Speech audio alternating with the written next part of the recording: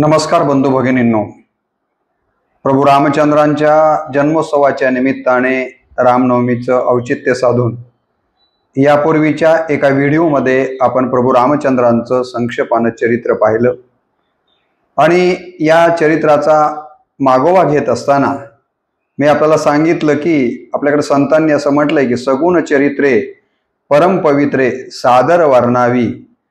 अशा या सगुण चरित्रांचं जर आपण वर्णन केलं तर त्यांच्या चरित्रातनं आपल्याला निश्चितपणे जगण्यासाठीचा एक वेगळा बोध प्राप्त होऊ शकतो आणि म्हणून असे चरित्र आपण ही आपल्या जीवनामध्ये सतत स्मरणात ठेवली पाहिजेत. या व्हिडिओमध्ये आपण जो मुख्य विषय प्रभू रामचंद्राच्या संबंधाने घेतलेला आहे तो हा की आपल्याला जर महान व्यक्ती बनायचं असेल तर मग प्रभू रामचंद्रांच्या चरित्रातनं कुठले गुण आपण आपल्या आयुष्यामध्ये उतरविले पाहिजेत, ज्यामुळे आपण देखील लहानाचे महान बनू शकतो, नरापासनं नारायण बनू शकतो.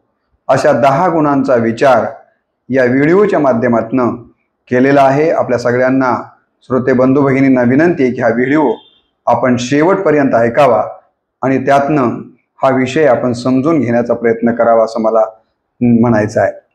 भारतीय संस्कृतीमध्ये जे अत्यंत महत्त्वाची 2 महाकाव्य सांगितली गेलेली आहेत त्यातलं पहिलं महाकाव्य आहे रामायण आणि दुसरं महाकाव्य आहे तुम्हाला माहिती आहे महाभारत.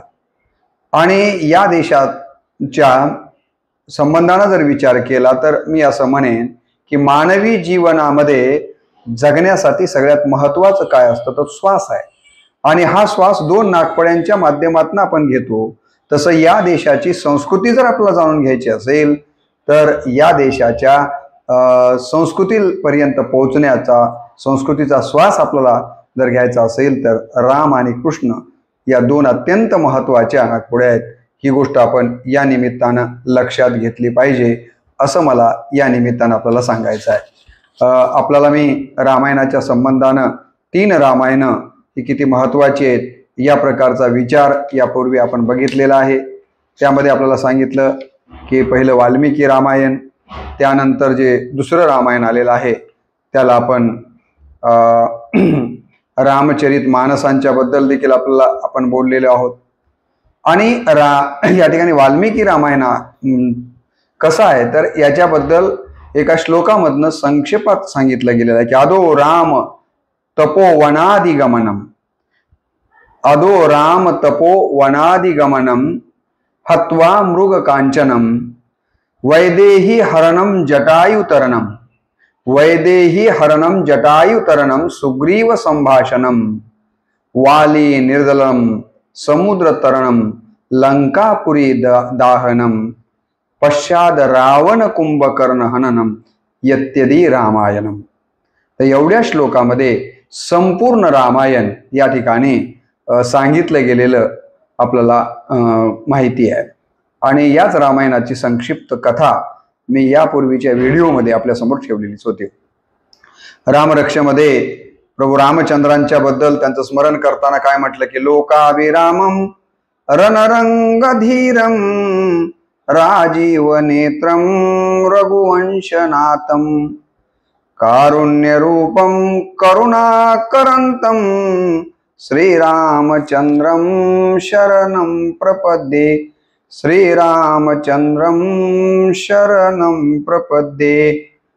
आणि असं हे जे वाल्मिकी रामायण आहे या वाल्मिकी रामायणा हे संस्कृत भाषेमध्ये असून त्याचे 7 कांड सांगितले गेलेली आहेत आणि या वाल्मिकी रामायणामध्ये 645 सर्ग आलेले आहेत. ही गोष्ट आपण लक्षात घेतली पाहिजे. महाभारत रामायण जे संत एकनाथ महाराजांनी लिहिलं त्यामध्ये त्याचा देखील विस्तारानं विचार या ठिकाणी आपल्याला करता येण्यासारखा आहे. महाभारत रामायणामध्ये 297 अध्याय आलेले आहेत आणि नाथांनी या रामायणामध्ये एकूण 40,000 ओव्या प्रभू रामचंद्रांचं चरित्र लिहिण्यासाठी खर्ची घातलेले आहेत. युद्धकांडाच्या 44व्या अध्यायापर्यंत हे रामायण संत एकनाथ महाराजांनी लिहिलं आणि मग 45व्या अध्यायापासून त्यांचे शिष्य असणारे गावबांनी उत्तरकांड संपूर्ण म्हणजे रामायण संपूर्ण करण्याचं काम त्यांचे शिष्य गावबांनी केलेलं आहे. 45वा अध्याय युद्धकांडाचा इथून पुढचं ही गोष्ट आपण लक्षात घेतली पाहिजे. मी आपल्याला सांगितलं की वाल्मिकी रामायणामध्ये 7 कांड आहेत, ज्यामध्ये बालकांड आहे, त्याच्यानंतर अयोध्याकांड आलेलं आहे, तिसरं कांड म्हणजे अरण्यकांड आहे, चौथं कांड किष्किंधा आहे, 5वं कांड सुंदरकांड आहे, 6वं कांड युद्धकांड म्हणून या ठिकाणी आलेलं आहे आणि 7वं कांड उत्तरकांड, असे एकूण 7 कांड वाल्मिकी रामायणामध्ये आपल्याला पाहायला मिळतात.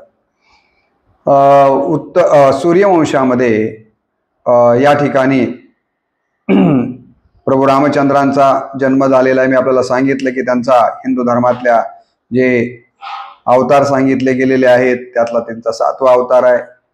या 7 अवतारापर्यंतचे उल्लेख मी त्यावेळेला टाळले होते. आपल्याला उत्सुकता असेल तर मी सांगेन की विष्णूचे जे 7 अवतार प्रभू रामचंद्रांच्या पूर्वी 6 अवतार झालेले आहेत. त्यातला पहिला अवतार जो सांगितला जातो तो मत्स्य अवतार आहे, दुसरा कूर्म अवतार आहे, तिसरा वराह अवतार आहे, चौथा नरसिंह आहे, 5वा वामन, 6वा परशुराम, 7वा राम आणि 8वा कृष्ण, अशी ही अवताराची परंपरा 10 अवतारापर्यंत आलेली आहे.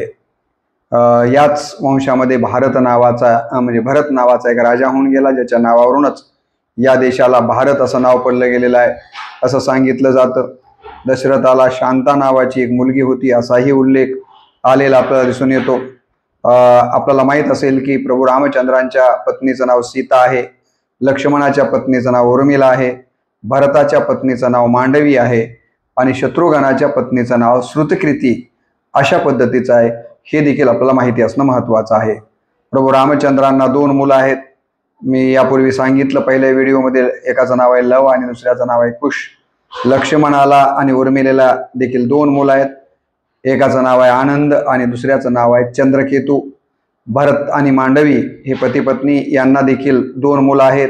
एकाचं नाव आहे तक्ष व दुसऱ्याचं नाव आहे पुष्कल. भरत आणि मांडवीला जे 2 पुत्र आहेत, एकाचं नाव आहे तक्ष आणि दुसऱ्याचं नाव आहे पुष्कल. तर शत्रुघ्न श्रुतकीर्ती हे पती पत्नी, यांना सुबाहू आणि शत्रुघाती अशा प्रकारची 2 मुलं असल्याचा उल्लेख आपल्याला रामायणामध्ये पाहायला मिळतो. या ठिकाणी असंही सांगितलं जातं की राम बन गए इसीलिए राम वन गए इसीलिए बन गए. राम वनामध्ये गेले म्हणून बनले, असं त्याला हिंदीमध्ये काय म्हटलंय, राम वन गए इसीलिए बन गए. ही गोष्ट आपण लक्षात घेतली पाहिजे. प्रभू रामचंद्राच्या चरित्राचा आपण जेव्हा मागोवा घेतो तेव्हा ही गोष्ट लक्षात घेते की वंचितांना सोबत घेऊन कशा पद्धतीने राज्य स्थापित करता येऊ शकतं याचं उत्कृष्ट उदाहरण म्हणजे, कारण वंचित म्हणजे कोण आहेत, वानर आहेत, तुम्हाला माहिती आहे की अस्वल आहेत. अशा वंचितांना सोबत घेऊन रामाने राज्य निर्माण केलेलं आहे. खरं तर ते जर युवराज म्हणून राहिले असते तर कदाचित त्यांना हे प्रभुपद प्राप्त झालं नसतं. घर सोडल्याशिवाय म्हणजे त्यागाशिवाय आपल्याला मोठं होता येत नाही, भोगानं हे साध्य झालं नसतं. हे देखील या चरित्रातून आपण घेतलं पाहिजे.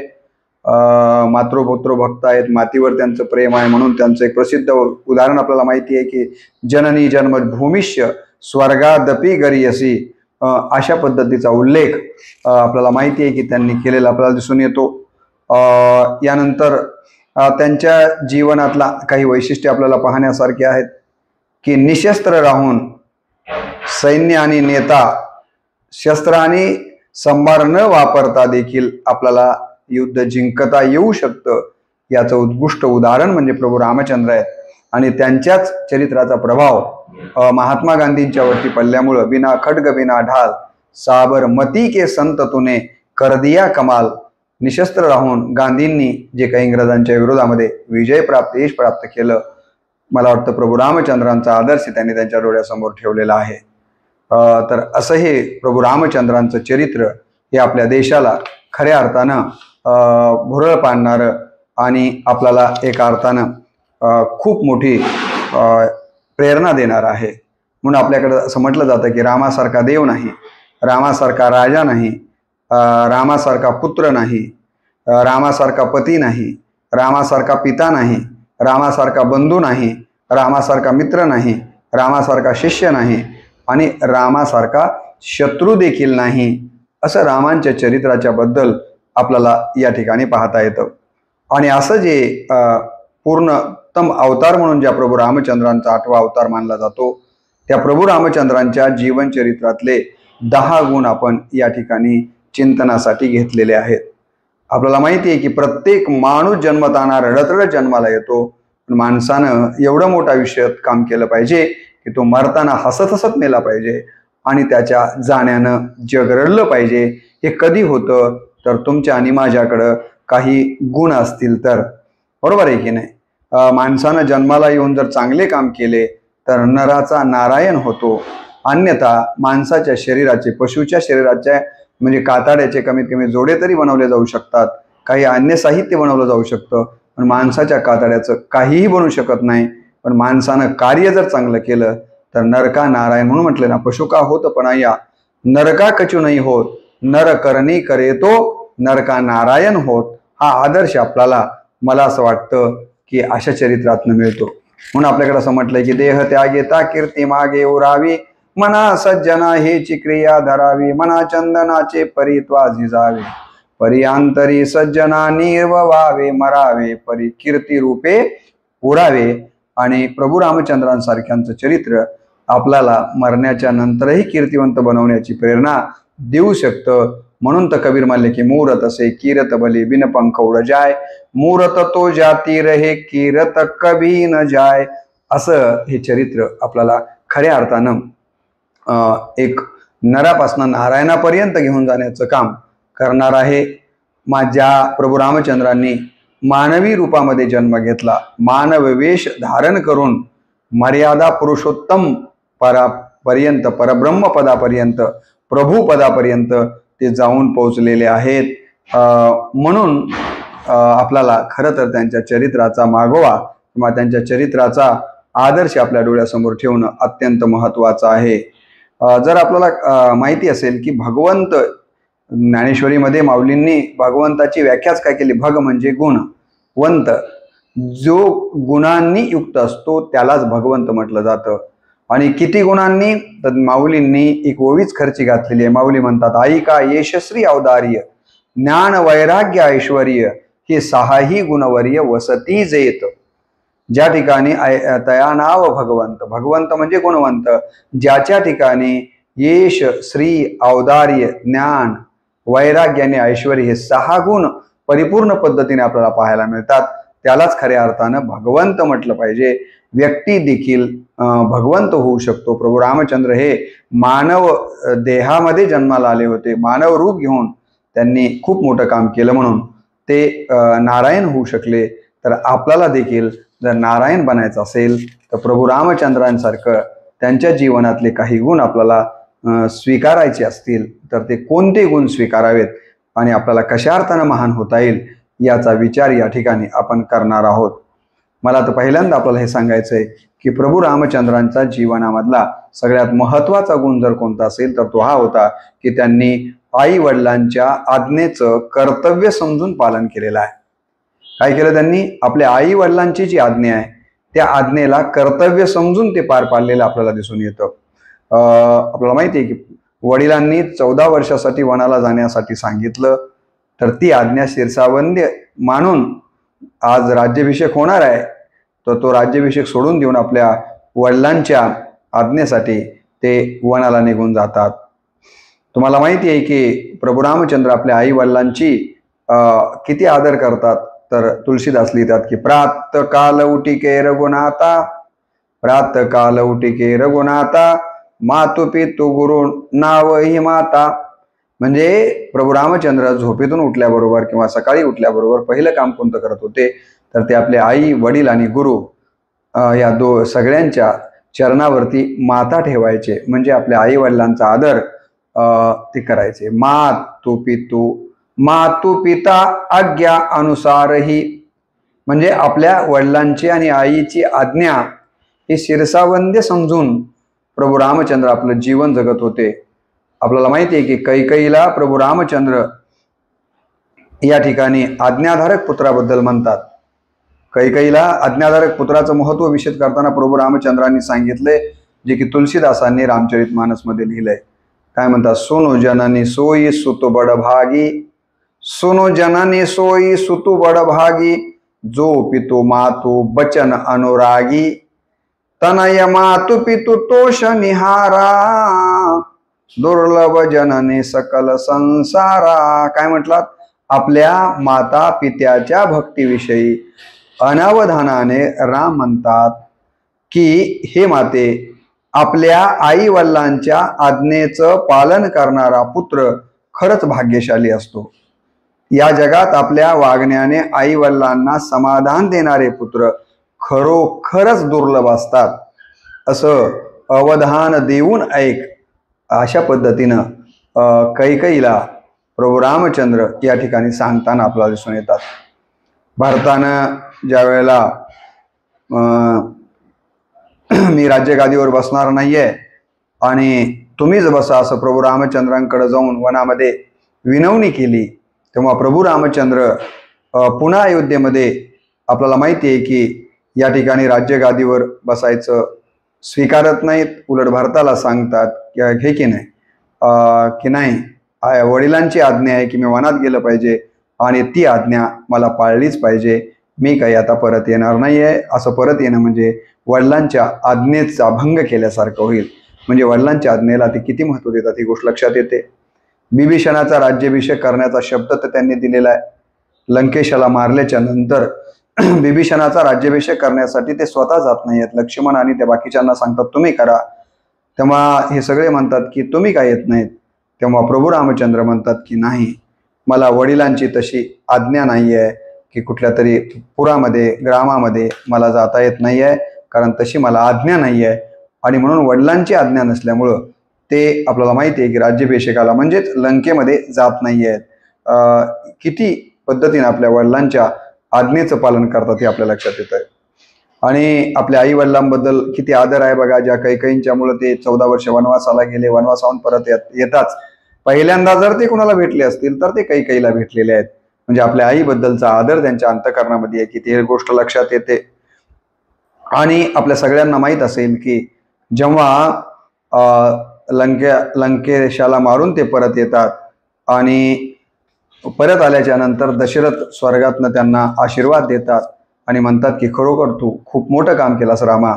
त्यावेळेला ते आपल्या वडिलांनाच श्रेय देऊन म्हणतात की हे माझ्यामुळं झालेलं नाही आहे, तुमच्यामुळे हे सगळं घडलेलं आहे. तर मला असं वाटतं की हा आज्ञाधारकपणा आपल्या आई वडिलांच्या प्रती आपल्याला प्रभू रामचंद्रांच्या ठिकाणी दिसून येतो. भावार्थ रामायणामध्ये देखील आईबद्दल आणि आईचं मुलाबद्दल किती प्रेम होतं याचं वर्णन मोठ्या पद्धतीने आलेलं आहे. प्रभू रामचंद्र 14 वर्षाच्या वनवासाला जाणार आहे ते जेव्हा आई कौशल्याला माहिती होतं, तेव्हा कौशल्याची अवस्था काय होते त्याचं वर्णन या ठिकाणी संत एकनाथांनी केलं की आई कोणी पुत्राचे वचना मने तुझा विभोग रघुनंदना, मरणाहुनी चौगुना तरी सवे मना मजनेही, तरी सवे वना मजनेही.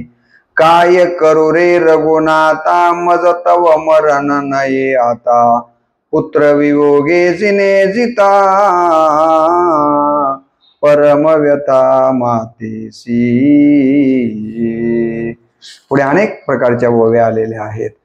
काय काटा रुतलिये 3 दृष्टांत दिलेले आहेत. काटा रुतलिये फणी कपाळी, पुष्प पुच्छ तुटलिये साप सुरळी, जेवी जळावे गळी मासोळी, देवी तळमळी कौशल्या, तिसी रामे सावधान करिता, मने तुझा मने मज मरू दे रे रघुनाथा, पुत्र वियोगे जिने जिता परम व्यथा मातेसी. आणि या पद्धतीने खूप ओव्या आलेल्या आहेत. प्रभू रामचंद्रांची परब्रह्म असून देखील आपल्या आईबद्दलचं किती प्रेम त्यांच्या अंतःकरणामध्ये आहे याबद्दल नाथ लिहितात. ते देखोनी उठा उठी कौशल्या राम धरिला पोटी, ललाट मर्दोनी ललाटी, दिदली मिठी श्रीरामा. आणि आईला आपण वनाला जातोय याचं दुःख झालेलं पाहून प्रभू रामचंद्रांच्या डोळ्यात देखील आसवे उभे राहिले. यावरून एक गोष्ट लक्षात येते की त्यांचं आपल्या आईवर किती प्रेम आहे. नाथ लिहितात देखोनी मातेचा कळवळा, राम कृपेचा कोवळा, दुःखाश्रू आले डोळा, बाष्पे गळा रुंठीला. असं हे आपल्या आईवर खऱ्या अर्थानं प्रेम करणारं व्यक्तिमत्व म्हणून प्रभू रामचंद्रांच्याकडे आपल्याला पाहता येतं. त्यांचं वडिलांच्या वरती देखील किती प्रेम आहे आणि वडिलांचं त्यांच्यावर किती प्रेम आहे याचं वर्णन देखील नाथांनी भावार्थ रामायणामध्ये केलेलं आहे. पुत्र दुःखे दुःखी पूर्ण, गेली कळा ही नदीन, कृष्ण वर्ण दिसे विवर्ण, अति उद्विग्न नृपनाथ. प्रभू रामचंद्रांना वनाला जाण्याची आज्ञा वर म्हणून दिली दशरथांनी, पण नंतर दशरथांची काय अवस्था झाली त्याचं वर्णन नाथांनी केलेलं आहे. एकला आणि जेव्हा प्रभू रामचंद्रांना सुमंत कुठं सोडतो, वनामध्ये नेऊन सोडतो आणि तो परत येतो, तेव्हा आपल्या मुलाबद्दलचं प्रेम दशरथाच्या अंतःकरणातलं इथं वर्णित केलेलं आहे. एकला देखोनी सुमंत, मने नये चिकार गुणात, ऐसे बोलोनिया दशरथ, पडे मूर्छित धरणी पे. आणि या पद्धतीनं बरंचसं काही वर्णन नाथांनी केलेलं आहे. आणि शेवटी आपल्या सगळ्यांना माहीत असेल की प्रभू रामचंद्रांचाच नाव घेत घेत दशरथ आपला प्राण त्यागतात. असं हे या ठिकाणी बापलेकांचं प्रेम आपल्याला पाहायला मिळतं. आणि म्हणून मी आपल्याला सांगितलं की या ठिकाणी प्रभू रामचंद्रांच्या बद्दलचं प्रेम आपण या ठिकाणी पाहण्यासारखं, आई वडिलांच्या वरती त्यांचं किती प्रेम आहे हा गुणही आपण आपल्या आयुष्यामध्ये घेतला पाहिजे. त्यांच्या चरित्रातला दुसरा जो गुण आहे ते म्हणजे गुरु आज्ञेला सर्वोच्च स्थान प्रभू रामचंद्रांनी दिलेलं आहे. तुम्हाला माहिती आहे की जो उठल्याबरोबर पहिलं जर काय काम करत असतील तर ते आई वडिलांच्या नंतर गुरुचं दर्शन घेतात. गुरुच्या आज्ञेच्या समोर मर्यादा पुरुषोत्तम त्यासाठी तर म्हटलंय की गुरुच्या आज्ञेची मर्यादेचं उल्लंघन त्यांनी कधीही केलेलं नाही आहे. आणि मला असं वाटतं की हाही त्यांचा अत्यंत महत्त्वाचा गुण आहे. आपल्याला सगळ्यांना माहीत असेल की असं म्हणतात की ते गुरुचे पाय चेपल्याशिवाय कधीही झोपायला जात नसायचे, इतकी गुरुची भक्ती ते करत होते. सीता स्वयंवराच्या वेळेला पहिल्यांदा जर प्रणाम कुणाला करून ते गेले असतील ते कोदंड उचलण्यासाठी, तर त्यांनी गुरुचा आशीर्वाद घेतलेला आपल्याला दिसून येतो. गुरुही प्रणामो मनहि मन कीना, गुरुही प्रणामो मनहि मन कीना, अतिलाग उठाई धनुलीना. आणि मग त्याच्यानंतर त्यांनी ते धनुष्य उचललं असं वर्णन रामचरितमानसमध्ये या ठिकाणी तुलसीदासांनी केलेलं आहे. पहिला गुण मी आपल्याला सांगितला की आई वडिलांच्या आज्ञे ते राहतात, आई वडिलांवरती जीवापाड प्रेम करतात. अलीकडच्या कालावधीमध्ये वृद्धाश्रम आलेले आहेत. तुम्हाला माहिती आहे श्रावण बाळ योजनांसारख्या योजना आलेल्या आहेत आणि आई वडिलांना कुणी पोसायच्या मनस्थितीमध्ये नाही आहे. अशा काळात प्रभू रामचंद्रांचा आई वडिलांच्यावरती प्रेम करण्याचा जो गुण आहे तो आपण आपल्या आयुष्यामध्ये अंगीकारला पाहिजे. अलीकडे आपण पाहतोय, दुर्दैवानं मी एका ठिकाणी वाचलं होतं की आधुनिक काळात गुरु शिष्याचं असं नातं आहे की गुरुजींच्या बियर बारवर शिष्याचं खातं आहे. ट्युशन सरो मास्तर मरो अशी एकीकडे परिस्थिती गुरु शिष्यांच्या संबंधाने येऊ घातलेली आहे. अशा कालावधीमध्ये मला असं वाटतं की प्रभू रामचंद्रांनी गुरु वशिष्ठ आणि विश्वामित्रांच्या बद्दल जो आदर दाखवलेला आहे तो आदर देखील आपल्याला महान मानव बनवण्यासाठी प्रेरणा देणारा ठरणार आहे. हाही दुसरा गुण आपण आपल्या आयुष्यामध्ये उतरविला पाहिजे. प्रभू रामचंद्रांच्या जीवनचरित्रातला तिसरा गुण जो आहे तो म्हणजे बंधूवरती प्रभू रामचंद्र हे जीवापाड प्रेम करताना आपल्याला दिसून येतात. असं सांगितलंय रामचरितमानसमध्ये की जेव्हा प्रभू रामचंद्रांना राज्याभिषेक करायचा अशी चर्चा सुरू झाली तेव्हा पहिला प्रश्न प्रभू रामचंद्रांच्या मनामध्ये हा आला की आम्ही चौघेही बंधू असताना मलाच कसं काय एकट्याला राज्याभिषेक करायचा विचार हे करतायत, हे बरोबर नाही आहे.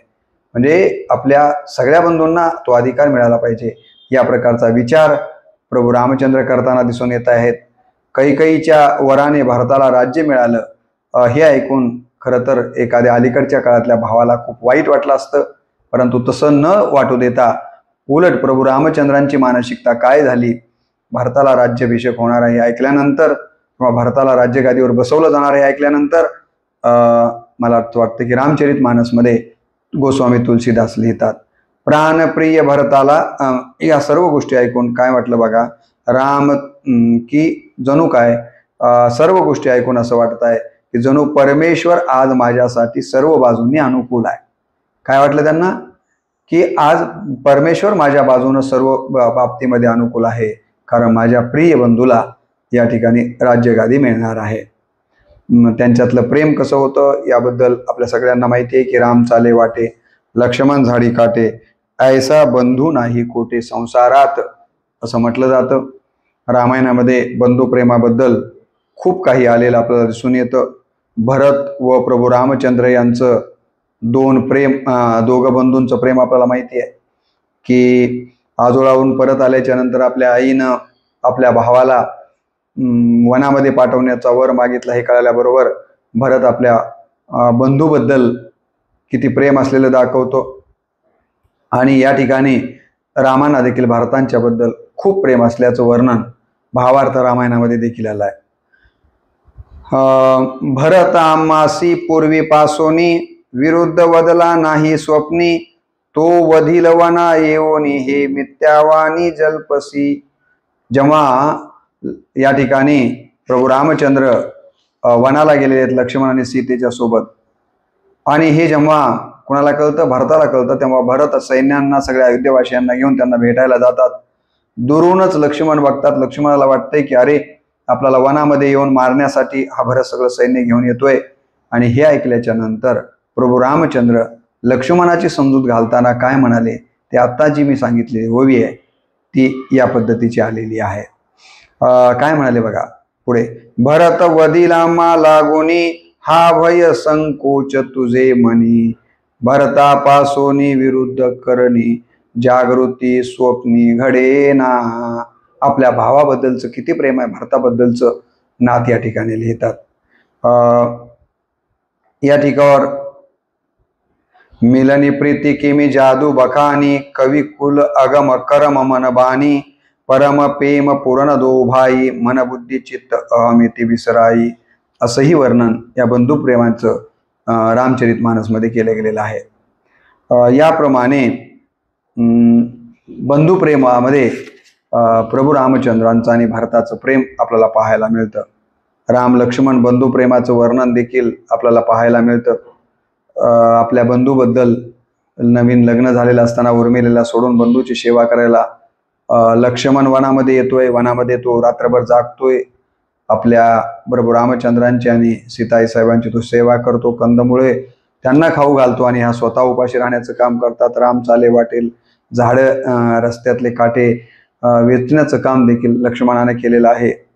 आणि मग जेव्हा लक्ष्मणाला शक्ती लागते तेव्हा प्रभू रामचंद्र त्याला आपल्या मांडीवर घेऊन त्याच्याबद्दल असलेलं प्रेम देखील फार सुंदर पद्धतीने वर्णन करताना दिसतात की वनी पडल पिडलासी रे उपवासी, मनोनी आरुसोनी जातोसी, के युद्ध करिता भागलासी, मनोनी जातोसी विसावया, बहुसाल कष्टलासी वनी कष्ट करीसी अनुदिनी, पोटा पुले बांधोनी फळे आणोनी मजदेसी, चरण क्षालन करिसी नित्य चरण चोरिसी अहोरात्र, निद्रान लगे अनुमात्र साव चित्त राम भजनी, तुझे कष्ट आटविता मज होतसे दुःखावस्था, हृदय स्फोट होईल आता न देखता सौमित्र, सखे बंधू दोघे जण येर येरांचा आश्रय धरून, वना निघालो आपण पितृवचन पाळावया, वचन ऐके सुशना लक्ष्मणे वेंचलिया प्राणा, मज चाड नाही निज प्राणा, ये राजना काय चाड, बुडाले धैर्य वीर्य, बुडाले माझे परम शौर्य, बुडाले येश सर्व बंधू स्वयमेव अंतरला, जीविताची चाड कोण उभ्याच मिटा सांडीन प्राण, या जिन्याचे सुख कोण बंधू लक्ष्मण अंतरला, धाव पाव लक्ष्मणा का करीतोसी प्रयाणा, मज सोडून दिनवदना कोण्या स्थाना जातोसी लक्ष्मणा ये रे परतोनी मज भेटी दे रे मजवरी रुसलास कारे दोघेही वणीचे सांगाती तुझविन नगे जीवन सर्वतान सेवी अन्न न करी अयोध्यागमन उभ्या प्राण सांडीन सीतान लगे मज सर्वता काय तोंड दाऊ त्या भरता काय उत्तर देऊ तिघी माता बंधू सर्वतांतरला म्हणून घातली लोळणी अंग टाकिले धरणी लक्ष्मणे मोकलेले रणी कोण शिर्याने जिनासी ए रे लक्ष्मणा साध दे का बंधुरत्ना मज सांडिले माझी रणा निष्ठुर मना करोनी। अशा पद्धतीनं आपल्या बंधूबद्दल असलेलं प्रेम या ठिकाणी खूप चांगल्या पद्धतीनं तुलसीदासांनी वर्णन केलेलं आपल्याला या ठिकाणी पाहायला मिळतं। तर असं हे बंधू प्रेम आपल्याला या ठिकाणी सकहुन दुखिता देखी मोही काऊ बंधू सदा तव मृदुल सुभाऊ मम हित लागी तजे पितु माता सदेह बिपिन हित आतप बाता। या पद्धतीनं रामचरित मानसमध्ये देखील तुलसीदास या दोघांच्या प्रेमाबद्दल फार विस्तारानं लिहिलेलं आपल्याला दिसून येतं। बंधू प्रेमाचं आदर्श उदाहरण म्हणून या ठिकाणी हाही गुण आपण आपल्या आयुष्यामध्ये उतरविला पाहिजे असं मला या निमित्तानं वाटतं। आणि म्हणून या ठिकाणी बंधू प्रेमाच्या संबंधानं देखील या ठिकाणी जे कार्य यांचं आहे कुणाचं प्रभू रामचंद्रांचं तो गुण देखील आपण आपल्या आयुष्यामध्ये उतरविला पाहिजे। म्हणून बंधूवर जीवापाड प्रेम करणारे म्हणून आपल्याला त्या ठिकाणी पाहता येतात। बहुसा आणि हा गुण देखील अलीकडच्या कालावधीमध्ये आपण बंधूंना विसरायला लागलेलो आहोत। अशा अवस्थेमध्ये प्रभू रामचंद्रांचं बंधू प्रेम जर आपण लक्षात घेऊन तशा पद्धतीचं आचरण केलं तर निश्चितपणानं मला असं वाटतं की समाज व्यवस्थेमध्ये जे की बंधूंचं वैर मोठ्या प्रमाणावर वाढताना दिसते ते कमी झाल्याशिवाय राहणार नाही आहे। त्यानंतर चौथा गुण जर प्रभू रामचंद्रांच्या चरित्रातून आपल्याला घ्यायचा असेल तर तो आहे मित्रांचे खरे हितचिंतक। मित्रा कसा असावा आणि मित्रत्व कसं टिकवलं पाहिजे याचं उत्कृष्ट उदाहरण जर कोण असेल तर ते प्रभू रामचंद्र आहेत। ही गोष्ट या ठिकाणी लक्षात घेतली पाहिजे। आपल्याला माहिती आहे त्याच्यात काही मित्रांचा उल्लेख करता येतो। निषादराज गुह, वानरराज सुग्रीव आणि बिभीषण यांना प्रभू रामचंद्रांनी मित्र म्हणून स्वीकारलेला आहे। निषाद राजाच्या बद्दल सांगता येतं की रामांची हा निषादराज वनामध्ये सेवा करतो। दोघांची मैत्री होते, एवढी मैत्री होते की प्रभू रामचंद्र वनातून परत येताना देखील त्या ठिकाणी मुद्दाम श्रंगारवेरपूरला हा निषादराज राहतो, तिथं जातात, त्याला सोबत घेऊन अयोध्येला येतात, तिथं 6 महिने त्याला ठेवून घेतात। एवढं मित्रत्व आणि मित्रावर प्रेम करणारं व्यक्तिमत्व म्हणजे प्रभू रामचंद्र आहेत। या ठिकाणी धीरज धर्म मित्र अरुणारी अपती काल परखियो नाचारी। प्रभू रामचंद्रांनी सांगितले की या 4 जणांना आपण संकटाच्या कालावधीमध्ये याची परीक्षा घेतली पाहिजे। धैर्य, धर्म, मित्र आणि पत्नी। संकटाच्या काळामध्ये या चौघांची आपण परीक्षा घेतली पाहिजे आणि संकटांच्या काळात जर ही मदत करत असतील तर ते खरे मित्र। अशा पद्धतीचं वर्णन आलेलं आहे। मित्र कुणाला म्हणावं याबद्दल तुलसीदास प्रभू रामचंद्रांच्या मुखातनं लिहितात। निज दुःख गिरी समरज करत जाना मित्र क दुःख रज मेरू समाना। काय मित्राचं दुःख, मित्राचं जे दुःख आहे त्याला मेरूसारखं मोठं वाटतं आणि स्वतःचं दुःख मात्र फार लहान वाटतं। असा विचार जो करतो खऱ्या अर्थानं त्यालाच मित्र म्हटलं पाहिजे। मित्रानं मित्रासाठी जीव दिला पाहिजे। मित्रानं मित्राची जी काही या ठिकाणी ठरलेलं आहे त्यामध्ये कुठल्याही प्रकारचा बदल येऊ देता कामा नये। तर अशा पद्धतीनं मित्र कसा असावा याचं एक उत्कृष्ट उदाहरण म्हणजे प्रभू रामचंद्र आहेत। तुम्हाला माहिती आहे प्रभू रामचंद्रांचा आणि सुग्रीवाच्या मैत्रीबद्दल नाथाने लिहिलेलं आहे की सख्य करावे सुग्रीवासी हे मुख्य कर्तव्य आमासी, तोही सख्यार्थालासी अतिशयसी सुख झाले. हनुमंतांनी या दोघांची मैत्री करून दिल्याच्या नंतर प्रभू रामचंद्र हनुमंताला मला खरोखरच सुग्रीवाची मैत्री करायची होती असं सांगतात. राम लक्ष्मण महावीर निशंक निधडे धनुर्धर तुझसी करावया मित्राचार आले साचार. ऋषमुख पर्वतावर हे राम आणि लक्ष्मण तुझ्याशी मैत्री करायला आलेले आहेत असं हनुमंत सुग्रीवाला सांगून एकमेकांना प्रभू रामचंद्रांनाही सांगतो. हनुमंत म्हणजे मध्यस्थाच्या भूमिकेत या दोघांची मैत्री ते करतात.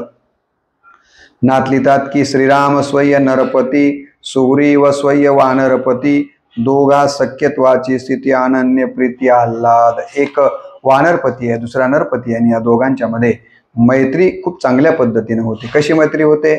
नाथ लिहितात जैसी प्रीती सुवास सुमना, जैसी प्रीती जीवा मना, तैसी प्रीती सुग्रीव रघुनंदना, अन्य अनन्य जाना अतिप्रीती. काही दृष्टांत देऊन दोघांची मैत्री कशी होती सांगितलेलं आहे. पुढे म्हणतात जैसी प्रीती गुळगोळीसी, जैसी दीपक प्रकाशी, नाना रसानी उदकासी, रामा सुग्रीवासी अतिप्रीती. जैसी प्रीती चकोर चंद्रा, तैसी प्रीती सुग्रीव रामचंद्रा, जैसी प्रीती जळा जळचरा, तैसी वानरा श्रीरामी. मित्र कार्या पुढे जाण, सीता शुद्धी मद तृणा समान, वाहतो दशरथाची आन सत्य जान सुग्रीवा. आणि या पद्धतीनं त्यांचं मित्रत्व बहरत गेलेलं आपल्याला दिसून येतं. श्रीराम म्हणे तुझ्या उपकारा उत्तीर्ण, तुकिता मेरू मांदार तृण. या ठिकाणी सुग्रीवांच्या उपकाराबद्दलही ते लिहितात. असंच मैत्री त्यांनी बिभीषणाबद्दल केलेली आहे आणि या बिभीषणाच्या आणि सुग्रीवाच्या मैत्रीबद्दल स्वयं भरतच या ठिकाणी त्यांचं वर्णन करताना दिसतात. काय म्हणतात बघा. मनोनी धरिले दोन तुम्ही प्रिय कर रामाचे, तुमचे वचन मानिसाचे, सोमुहूर्ताभिषेकाचे तुम्ही साचे संपादा.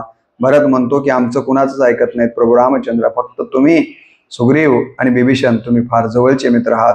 तुमचं म्हणणं मात्र प्रभू रामचंद्र कधीच मोडत नाही आहेत. यावरून लक्षात येतं की मित्रत्व कसं असावं याचं उत्कृष्ट उदाहरण म्हणजे प्रभू रामचंद्रांचं चरित्र आहे.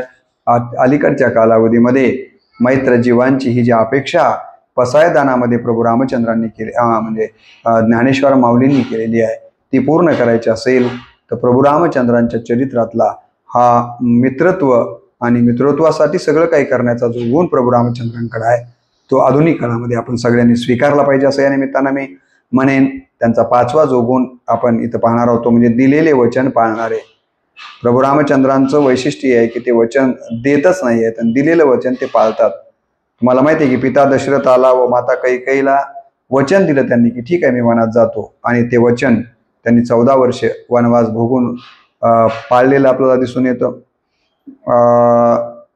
खरं तर दशरथांना आपला लाडका मुलगा वनात जातोय हे दिलेलं वचन मोडण्याची इच्छा होती, परंतु वडिलांना ते समजून सांगतात की बाबा असं नाही.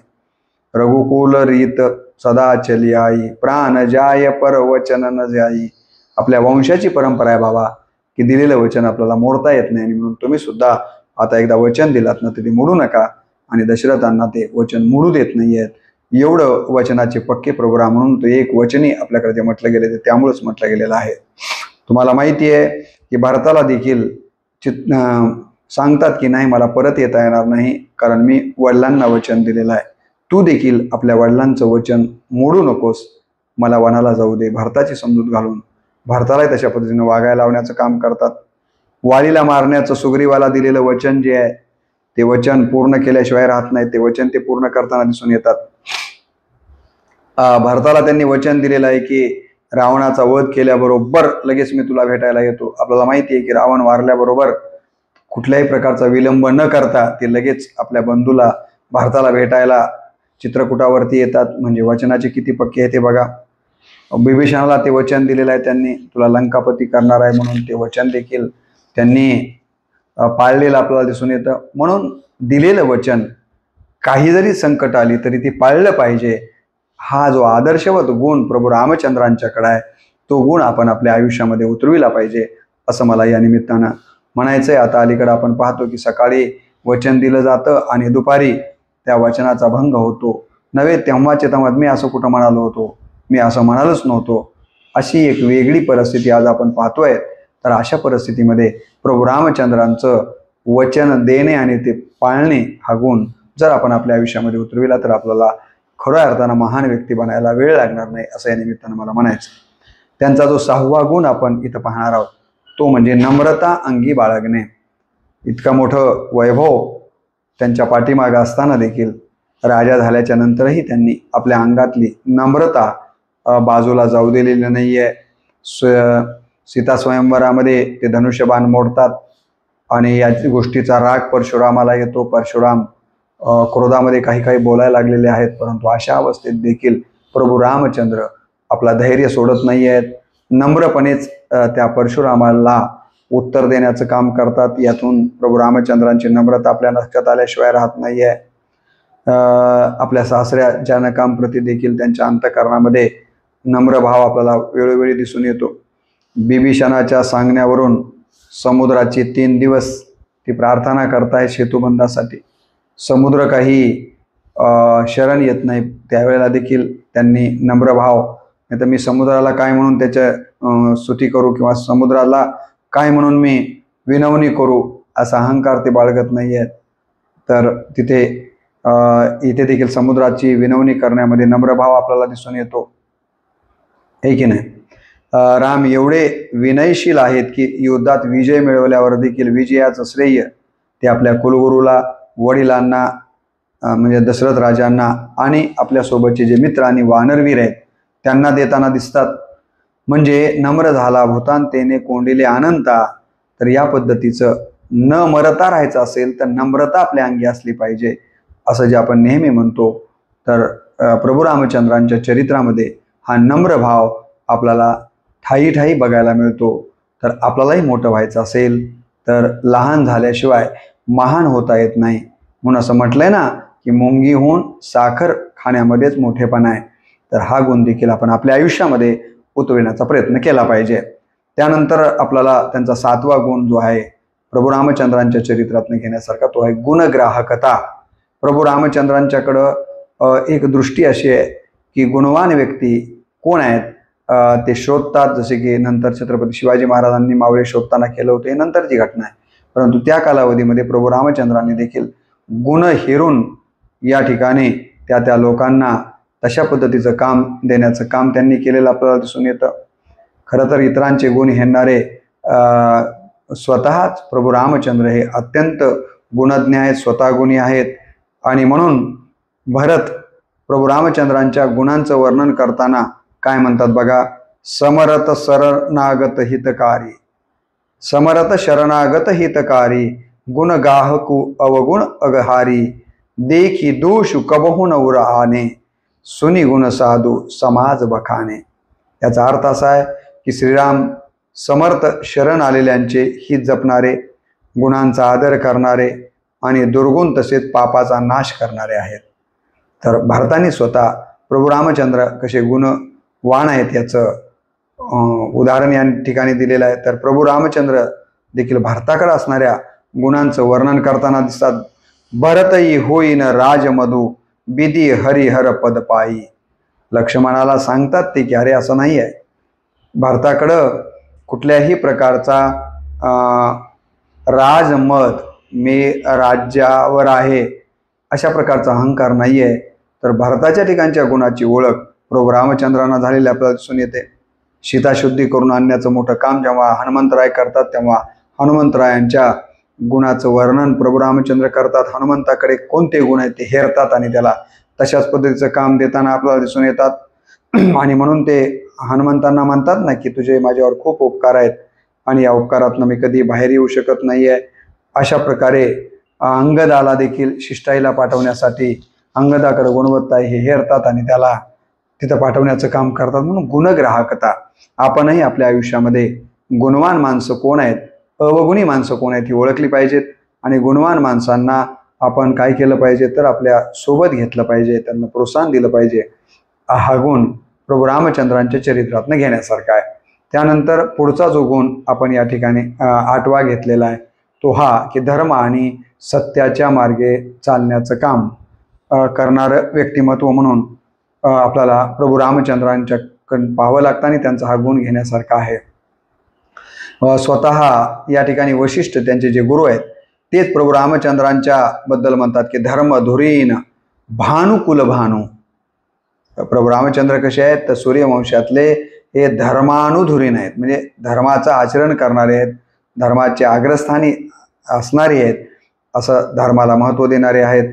सुमंताला सांगत असताना प्रभू रामचंद्र धर्माबद्दल काय म्हणतात बघा की धर्म न दूसर सत्य समाना आगम निगम पुराण बखाना मै साई धर्म सुलभ करी पावा तजे तिहू पुर अपज सुछावा. त्यांनी सांगितलं की सत्यासारखा धर्म सुमंता दुसरा कोणताही नाही आहे आणि म्हणून काय केलं पाहिजे आपण तर सत्यालाच महत्त्व दिलं पाहिजे. प्रभू रामचंद्र स्वतः सांगतात आणि स्वतः त्यांनी आपल्या आयुष्यामध्ये सत्यालाच महत्त्व दिलेलं आहे. राम सत्यव्रत धर्मरत सब कर सिलू सनेहो संकट सहन सहज सकोच बस कहिये जो आयसु देहो. अशा प्रकारे या ठिकाणी जनकांनी देखील प्रभू रामचंद्रांच्या सत्यप्रियतेबद्दल प्रमाणपत्र दिलेलं आहे. वाळीला केवळ अधर्मानं वागतो म्हणून मारतात आणि तिथं धर्माचं राज्य स्थापन करण्याचं काम प्रभू रामचंद्र करतात.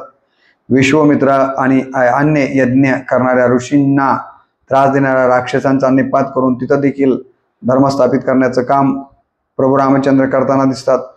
अधर्माचं राज्य रावणानं चालवलेलं होतं म्हणून रावणाचा निपात करून तिथं धर्माचं राज्य स्थापित करण्याचं काम करतात. तर अशा प्रकारे एक अर्थानं त्यांनी रामराज्य निर्माण केलेलं आपल्याला दिसून येतं. ते रामराज्य कसं आहे तुलसीदास लिहितात सब नर कर ही परस्पर प्रीती. त्या रामराज्यामध्ये काय स्थिती होती तर सब नर कर ही परस्पर प्रीती चलही स्वधर्म निरत श्रुती नीती.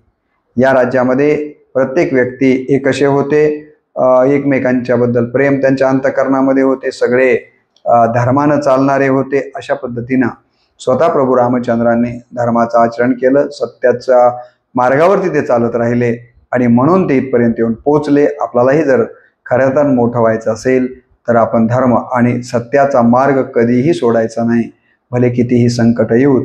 हा गुण देखील आपल्याला इथून घेण्यासारखा आहे. प्रभू रामचंद्रांच्या चरित्रातला 9वा गुण आपल्याला इथं पाहता येतो सर्वांच्या सल्ल्याने काम करणारे. प्रभू रामचंद्र हे मलाच कळतं आणि मग मी सांगेल तसं तुम्ही केलं पाहिजे असं नाही आहे. तर खरी लोकशाहीची जी प्रक्रिया आहे ती इथे राबवताना प्रभू रामचंद्र दिसतात. तर प्रभू रामचंद्रांनी काय केलेलं आहे सर्वांच्या या ठिकाणी सल्ला शिरसावंदे मानून काम करतात. आपणही आपल्या आयुष्यामध्ये हे काम केलं पाहिजे. बघा आपण अनेक निर्णय त्यांनी गुरूंच्या सल्ल्यानंच घेतलेले आहेत. गुरु सांगतील त्या पद्धतीने ते काम करतात. शबरीला सीताबाई साहेब कुठे आहेत याबद्दल ते जेव्हा विचारतात तेव्हा शबरी सांगते की पंपा सरोवराकडे जा, तिथे तुम्हाला सुग्रीवाची भेट होईल आणि तिथून पुढे तुम्हाला सीतेचा शोध लागेल. तर शबरीचा हा सल्ला ते ऐकतात, पंपा सरोवरला ते जातात आणि तिथून सुग्रीवाची भेट होते. हे सगळं आपल्याला माहिती आहे. बिभीषणाचा देखील ते सल्ला ऐकून समुद्राची 3 दिवस विनवणी करताना दिसून येतात. नाहीतर हे कोण बिभीषण मला सांगणारा, मला काही कळत नाही का, असं नाही आहे. बिभीषणानं सांगितलेला सल्ला ऐकून समुद्राची 3 दिवसाची विनवणी करताना आपल्याला इथं दिसून येतात. जांबवंतांचा सल्ला ऐकून अंगदाला रावणाकडं दूत म्हणून पाठवण्याचं काम करतात. म्हणजे आपले कनिष्ठ असोत की अन्य कोणी असोत जो काही सल्ला देतात त्या सल्ल्याची उपहास न करता प्रभू रामचंद्र या सगळ्या सल्ला देणाऱ्या व्यक्तींच्या सल्ल्याचा आदर करतात आणि त्यानुसार निर्णय घेताना आपल्याला दिसून येतात. आपल्यालाही खऱ्या अर्थानं मलाच कळतं मी शहाणा आहे असा जो आपला हेकेखोरपणा असतो तो सोडून दिला आणि प्रभू रामचंद्रांसारखा आपल्या सहकाऱ्यांचे सल्ले थोडासा विवेकी बुद्धी ठेवून ऐकले आणि त्यानुसार जर कार्य केलं तर आणखीन ते कार्य चांगल्या प्रकारे होऊ शकतं. हा गुणही त्यांच्या चरित्रातनं घेण्यासारखा आहे. आणि त्यांच्या चरित्रातला महत्त्वाचा 10वा गुण या ठिकाणी आणि शेवटचा गुण आपण इथं अभ्यासणार आहोत तो आहे इतरांना कामाचे श्रेय देण्याचा गुण. आपल्याला माहिती आहे की प्रभू रामचंद्रांनी काय केलेलं आहे तर इतरांना श्रेय देणं, त्यांचा आभार मानणं, कृतज्ञता त्यांच्या ठिकाणी न येतं कृतज्ञता आपल्याला या ठिकाणी पाहायला मिळते. आपल्याला माहीत असेल की वडिलांच्या मृत्यूनंतर अयोध्येची घडी कशामुळे चांगली बसली, तर प्रभू रामचंद्र भारताला सांगतात की आपल्या कुलगुरूंच्या म्हणजे गुरूंच्या कृपेमुळे हे झालेलं आहे. म्हणजे हे श्रेय कुणाला देतात, ते आपल्या गुरुला दिलेलं आपल्याला इथं दिसून येतं. प्रभू रामचंद्रांनी आपल्या नीतिवचनांचं जे श्रेय दिलेलं आहे ते स्वतःकडे न घेता वेद आणि संतांना देण्याचं काम केलेलं आपल्याला दिसून येतं. रावणावर विजय मिळवल्याच्या नंतर या विजयाचं सर्व श्रेय जर प्रभू रामचंद्र कुणाला देत असतील तर ते आपले गुरु पितर आणि आपल्यासोबत आलेले वानर जे आहेत किंवा बाकी जे कोणी मित्र आहेत, बिभीषण असेल, सुग्रीव असेल, बरोबर आहे की नाही, या सगळ्यांना त्याचं श्रेय देताना आपल्याला दिसून येतात.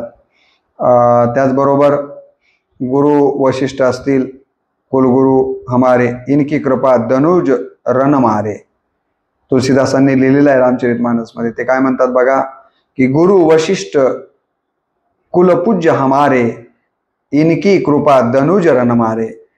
आमच्या वशिष्ठ गुरुंच्यामुळं, आमच्या वडिलांच्यामुळं, या मित्रांच्यामुळंच शेवटी मला असं वाटतं की हे मला यश प्राप्त करता आलेलं आहे, अन्यथा हे यश मला प्राप्त करता आलं नसतं, असं ते सांगतात. सीताशुद्धी मोठं काम जेव्हा हनुमंतराय करून येतात तेव्हा हनुमंतरायांना देखील याचं श्रेय प्रभू रामचंद्र देताना दिसून येतात. त्यांच्याबद्दल देखील आभार मानतात की हनुमंता, तुझे माझ्यावर खूप उपकार झालेले आहेत, या उपकारातून मी कसा पुढे जाईल. तर अशा पद्धतीनं आपल्याला माहिती आहे की प्रभू रामचंद्रांचे हे 10 गुण आपण आपल्या आयुष्यामध्ये उतरविले तर आपल्याला निश्चितपणे नरपासून नारायण होता येतं. आपल्याला माहिती आहे समर्थ रामदासांनी स्वतःला रामदास, रामाचा दास म्हटलेला आहे. प्रभू रामचंद्रांच्या चरित्राचा जागर त्यांनी भारतभरच नव्हे तर भारताच्या बाहेर देखील घालण्यासाठी आपलं आयुष्य वेचलेलं आपल्याला दिसून येतं. तर अशा पद्धतीचं हे प्रभू रामचंद्रांचं चरित्र खऱ्या अर्थानं आपल्याला खूप काही प्रेरणा देणार आहे. मी महात्मा फुलेंच्या चरित्राच्या बद्दल बोलत असताना असं म्हणालो होतो किंवा डॉक्टर बाबासाहेब आंबेडकरांचं चरित्र मांडत असताना म्हणालो होतो की बाबासाहेबांच्या आणि महात्मा फुलेंच्या नात्याबद्दल असं म्हणालो की महात्मा फुलेंचं चरित्र जर आपल्याला सगळं अभ्यासायला वेळ मिळाला नाही आणि महात्मा फुलेंचं मोठेपण जर आपल्याला समजून घ्यायचं असेल तर एका ओळीत आपल्याला महात्मा फुलेंचं मोठेपण सांगता येतं की ज्यांचा शिष्य डॉक्टर बाबासाहेब आंबेडकरांसारखा ज्यांना शिष्य लाभला, मला असं वाटतं की तो गुरु किती मोठा असेल. या बाबासाहेबांसारख्या विश्वरत्नानं सांगितलं की माझे गुरु महात्मा फुले, यावरून आपल्या लक्षात येतं की महात्मा फुलेंचं योगदान हे किंवा मोठेपण लक्षात आल्याशिवाय राहत नाही. तसंच ज्या हनुमंतरायांना असा एकही वाडा तांडा नाही की शहर नाही की जिथं हनुमंतरायांचे मंदिरं नाही आहेत, हनुमंतरायांची भक्ती केली जात नाही आहे, एवढा मोठा हनुमंतराय जे रामाचे सेवक आहेत, रामाचा भक्त आहे, दास आहे, त्या रामांचं चरित्र किती मोठं असेल याची कल्पना आपण जितकी करू आपल्या बुद्धीच्या क्षमतेच्या पलीकडचं हे काम आहे. अशा या प्रभू रामचंद्रांच्या मला असं वाटतं की चरित्रातले बरेचसे काही गुण आहेत, परंतु त्यापैकी हे 10 गुण जर आपण आपल्या आयुष्यामध्ये उतरविले आणि वर्तमानामध्ये या 10 गुणांच्या विपरीतच वातावरण आपल्याला अलीकडच्या काळात मोठ्या प्रमाणावर पाहायला मिळतंय, तर या वातावरणामध्ये जे काही नकारात्मकता यायला लागलेली आहे ती काढून टाकून जर आपण प्रभू रामचंद्रांच्या सारखंच हे 10 गुण आपल्या आयुष्यामध्ये उतरविले आणि त्या दृष्टीनं जर आपल्या जीवनाचं मार्गक्रमण केलं तर निश्चितपणे आपल्याला देखील लहानातनं महान व्हायला वेळ लागणार नाही आहे. परंतु हे केवळ वाचायचे डोळ्यांनी आणि सोडून द्यायचे असं न करता हे गुण आपण आपल्या जीवनामध्ये उतरवावेत, त्या दृष्टीनं प्रामाणिक प्रयत्न करावेत आणि हे करण्यासाठी प्रभू रामचंद्रांनी आम्हाला बळ द्यावं अशा प्रकारची प्रांजळ अपेक्षा या व्हिडिओच्या निमित्तानं व्यक्त करतो. आणि या ठिकाणी लांबत चाललेलं या व्हिडिओचं जे काही माझं मनोगत आहे या निमित्तानं इथं मी या मनोगताला, चिंतनाला पूर्णविराम देतो. आता आपण या ठिकाणी थांबूया. जय श्रीराम.